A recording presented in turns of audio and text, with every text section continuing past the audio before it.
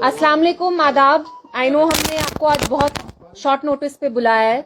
2019 के बाद यहाँ एक बहुत वरिंग पैटर्न इमर्ज हो रहा है।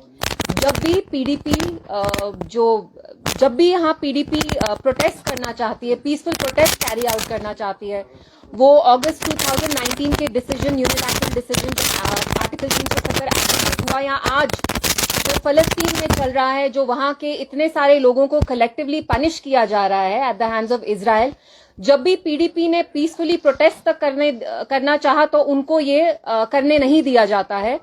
कल शाम से हमारे जनरल सेक्रेटरीज जो हैं, गुलाम नबी लोन हंजूरा साहब हों या महबूब बेग साहब हों, हमारे जोनल प्रेसिडेंट्स, डिस्ट्रिक्ट प्रेसिडेंट्स, यहां तक कि पीडीपी के जो डीडीसी मेंबर्स भी हैं, उन सबको हाउस अरेस्ट में रख दिया है। किन्हीं को हाउस अरेस्ट में रखा है, बहुत सारे लोगों को पुलिस स्टेशंस में इलीगली डिटेन कर दिया गया है। तो 2019 से एक बहुत वारिंग पैटर्न इमर्ज हो रहा है, जहां हम देखते हैं पहले तो पीडीपी को तोड़ा गया। महबूबा जी ने जो इतने खून पसीने से एक जमात बनाई, उसमें एक स्प्लिट ऑर्केस्ट्रेट किया गया at the behest of Delhi. और उसके बाद अब जो लोग यहाँ बचे भी हैं, जो हमारी अभी भी जमात इतनी एक्टिव है, जब भी हम कोई पॉलिटिकल एक्टिविटी करने की कोशिश करते हैं इन अ पीसफुल मैनर, हम पीसफुली प्रोटेस्ट करना चाहते थे।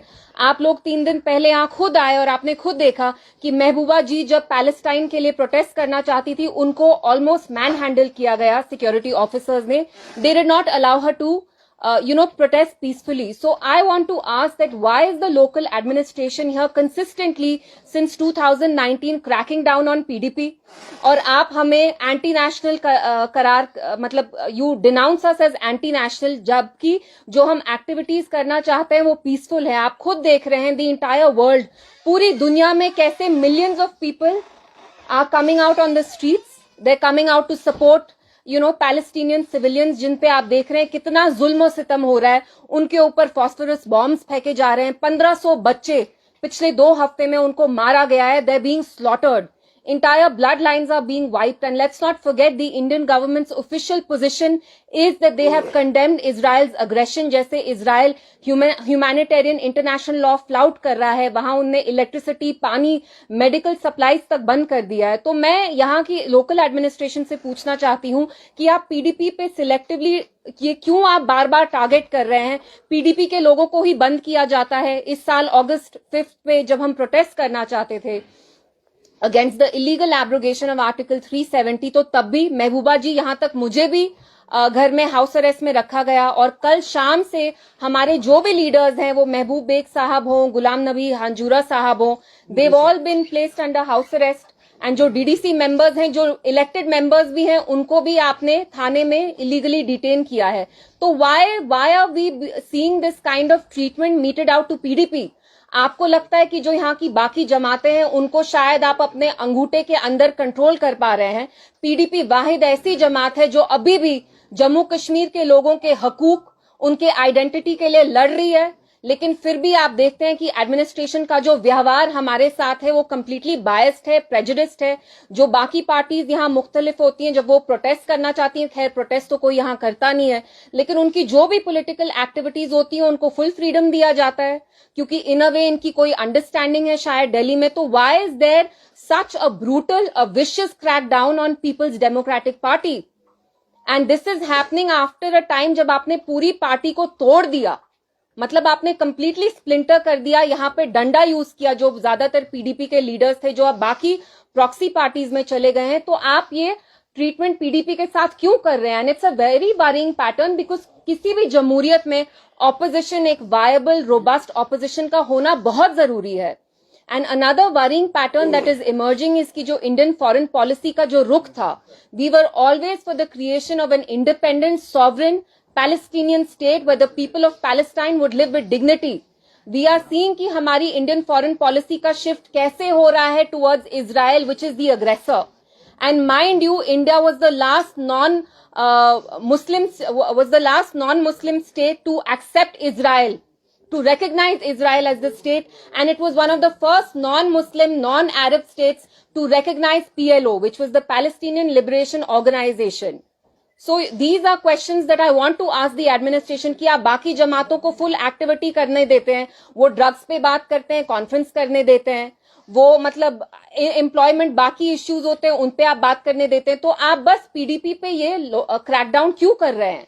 हमारे लोगों को, हमारे लीडर्स को, हमारे वर्कर्स को एंटी नेशनल क्यों आप डेनिग्रेट करते हैं? Denounce, why are you denouncing us as anti nationals? Is it a crime?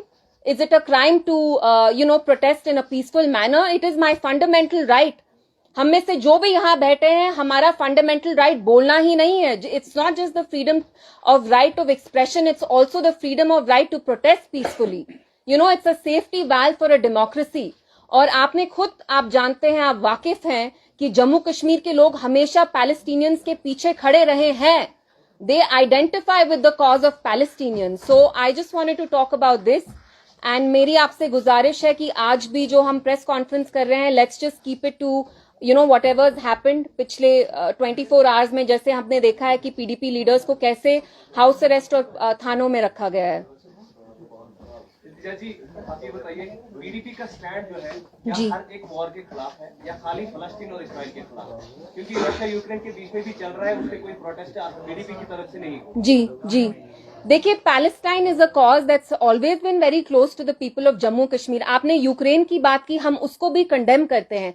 Selectively कहीं भी वॉर को या कॉन्फ्लिक्ट को कंडेम करना बहुत गलत चीज है. और मैं वही कहना चाहती हूं कि जो सुपर पावर्स हैं इस मुल्क के, जैसे I mean of this world, like US and even India is a huge rising power. Why does US selectively condemn what's happening in Ukraine? But आप खुद देखिए, फलस्तीन में 1500 से 2000 बच्चे, उन पे फॉस्फोरस बॉम्ब्स गिराए जा रहे हैं. आप पूरे फैमिली लाइन्स को निकाल रहे हैं. सो one should not selectively condemn any conflict or war, because किसी भी वॉर में वो बच्चे हो, औरतें हो, आदमी हो, they suffer a lot. तो हमने इस पे भी प्रोटेस्ट करना चाहा, आप उस पे भी प्रोटेस्ट करना नहीं, आप नहीं चाहते कि कश्मीर में किसी भी चीज का प्रोटेस्ट नहीं हो, पीसफुल प्रोटेस्ट भी आप नहीं करने देते हैं. तो what is this? At the same time इमदाद भी भेजी जा रही है गाजा हिंदुस्तान की तरफ से. जी, खासकर आज ये बयान सामने आया है कि नरेंद्र मोदी ने उनसे बात भी की है अब्दुल्ला से. तो इससे कैसे देखती हैं? देखिए, वही तो दोगलापन है. मुझे समझ में नहीं आता कि इंडियन फॉरेन पॉलिसी, आप जो स्पोक्स पर्सन है, अरिंदम है उनका नाम, उनने कल कहा है कि it's always been a cornerstone of Indian foreign policy to support a viable independent Palestinian state for the people of फलस्तीन, की वो डिग्निटी से अपनी जिंदगी जिए. कल आपने उनको रिलीफ एड मटेरियल भी भेजा. तो आपको क्या प्रॉब्लम है? अगर हम, आपका स्टैंड तो इंडिया का यही है that you stand with the people of Palestine. अगर जम्मू कश्मीर में हम as a Jamaat, as a political party, even as civilians we want to protest, what is the problem? Issue क्या है यहाँ पे? आप किसी भी, मतलब हम पे जो जुल्म होता है, हम पे एज इन जम्मू कश्मीर के लोगों पे 2019 पे, उस पे बोलने का हक नहीं है आपको, उस पे बोलने का फ्रीडम नहीं है. अब अगर किसी और कंट्री में लोगों पे इतना ऑपरेशन हो रहा है, हम उसके खिलाफ भी नहीं बात कर सकते हैं.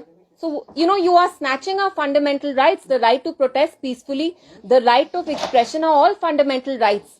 यहाँ कॉन्स्टिट्यूशन. जी, इससे पहले जब भी फलस्तीन इसराइल के बीच में जंग हुई है जी 30-40 सालों में, तो कश्मीर में भी, पूरे भारत में भी, मुख्तलिफ चीजों में फलस्तीन के हक में एहतजाज हुआ करता था. लेकिन इस बार नहीं हुआ है. इसको आप कैसे देखते हैं? क्या है ये? देखिए, इस चुप्पी में एक बहुत बड़ा सिग्नल है. India has millions and millions of Muslims. We might be a minority, but आप जानते हैं there are after Hindus it's Muslims here.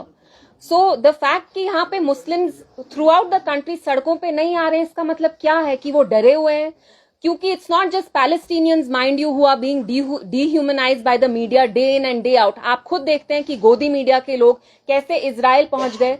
आपके मणिपुर में इन योर बैकयार्ड वहां आग लगी हुई है, वहां पे औरतों का कैसे रेप हुआ है, कैसे वहां क्राइम्स हो रहे हैं, वो आप कवर नहीं करना चाहते. इजराइल जाके आप कवरेज कर रहे हैं. रहा सवाल आपने मुस्लिम्स का पूछा, जो इंडिया में माइनॉरिटीज हैं, दे आर स्कैर्ड. इंडिया में इंडिया का सपोर्ट रहा है फलस्तीन के साथ, जी, जैसे आपने भी बोला है जी, कि पिछले सालों में अगर हम देखेंगे, जब भी फलस्तीन और इसराइल के बीच में कुछ होता था, तो यहाँ पे फ्रीली, यहाँ हमारे कश्मीर में भी और पूरे भारत में भी, हर एक स्टेट में हिंदू मुस्लिम सब फलस्तीन के हक में एहतजाज करते. बिल्कुल बिल्कुल. आज क्यों नहीं हुआ? इस बार नहीं हुआ पूरे भारत में, सिर्फ कश्मीर की बात में नहीं करता. देखिए, क्रैकडाउन इंडिया में पिछले 4 सालों से सिविलियंस, मीडिया पे, आप लोगों पे कितना क्रैकडाउन होता है? आप सारे यहाँ जम्मू कश्मीर कवर करते हैं. मुझे सच में बताइए, आपके सर पे तलवार नहीं है, आपके सर पे पीएसए की तलवार नहीं है, यूएपीए की तलवार नहीं है.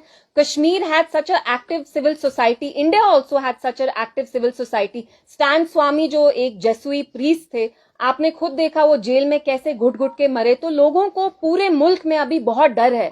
उनको लगता है कि अगर आप सड़कों पे आके किसी के बारे में भी प्रोटेस्ट करें, आपको जेल में डाल दिया जाएगा, whether it's under anti-terror law or, they will use ED or, CBI or one state agency or the other. So I would say कि जो Indians हैं, वो अभी बहुत डरे हुए हैं.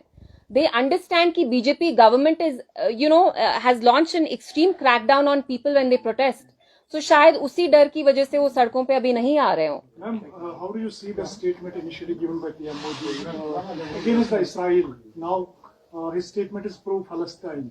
So how do you react on this statement? देखिए, जैसे मैंने कहा, इंडिया का हमेशा traditionally stand, not just from Nehru ji's time, from Gandhi ji's time, has been to stand with the people of Palestine, because we see कि पैलेस्टाइन में कैसे millions of people are being displaced. उनको इनह्यूमन तरीके से, आपने खुद देखा, इजराइल के जो डिफेंस के चीफ थे, वो उनको ह्यूमन एनिमल्स बोलते हैं. उनके बच्चों को चिल्ड्रन ऑफ डार्कनेस बोला जाता है. तो आई अप्रिशिएट जो इंडिया की तरफ से एड गया, but I guess the Indian establishment at some point should remember that we have always supported the cause of Palestinians. We should not forget that. आप अपने इलेक्टोरल पॉलिटिक्स के मामले में अगर आप पैलेस्टीनियंस को डीह्यूमनाइज करना चाहते हैं, फॉरेन पॉलिसी चेंज करना चाहते हैं, that's a very worrying thing. Constitution तो यहाँ पिछले 10 साल से अब अंडरमाइन हो ही रही है. अब आप अगर फॉरेन पॉलिसी का रुख भी बदलेंगे तो that's extremely disconcerting. Thank you.